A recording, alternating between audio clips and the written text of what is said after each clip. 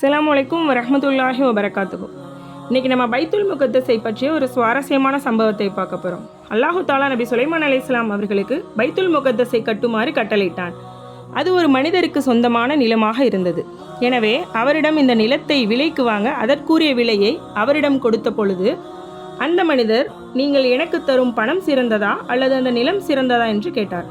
அதற்கு நபி சுலைமான் அலைஹிஸ்ஸலாம் அவர்கள், உம்மிடம் இருந்து வாங்கும் இந்த நிலம்தான் சிறந்தது என்றார்கள். உடனே அவர், அப்படியானால் இவ்விலைக்கு விற்க நான் சம்மதிக்க மாட்டேன் என்றார். பின்பு அவரிடம் இருந்து அதை விட கூடுதலான தொகையை கொடுக்க முடிவு செய்து வாங்க சென்ற பொழுது அப்பொழுதும் அவர் அவ்வாறே வாங்க மறுத்தார். இவ்வாறாக 2-3 முறை கூடுதல் தொகை கேட்டு கேட்டு விலையை கூட்டிக் கொண்டே இருந்தார்.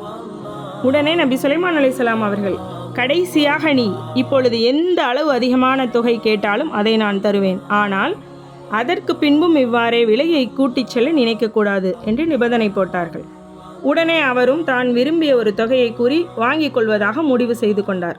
உடனே அவர் 12,000 கின்தார் தங்கம் தர வேண்டும் என்று முடிவான ஒரு விலையை சொன்னார்.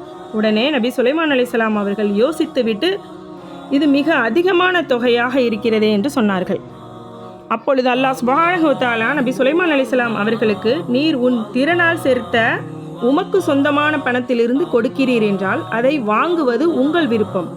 நாம் உமக்கு வழங்கிய செல்வத்தில் இருந்து நீர் கொடுக்கிறீர் என்றால் அவர் எந்த அளவு விரும்புவாரோ அந்த அளவு கொடுக்கவும் என வஹி அறிவித்தான். உடனே நபி சுலைமான் அலைஹிஸ்ஸலாம் அவர்களும் அவர் விரும்பிய தொகையை கொடுத்தார்கள். பிறகு ஜின்களை வைத்து அந்த பள்ளியை கட்டினார்கள். கட்டிக்கொண்டு இருக்கும் பொழுதே சுலைமான் அலைஹிஸ்ஸலாம் அவர்களுடைய ரூஹை அல்லாஹ் கைப்பற்றினான்.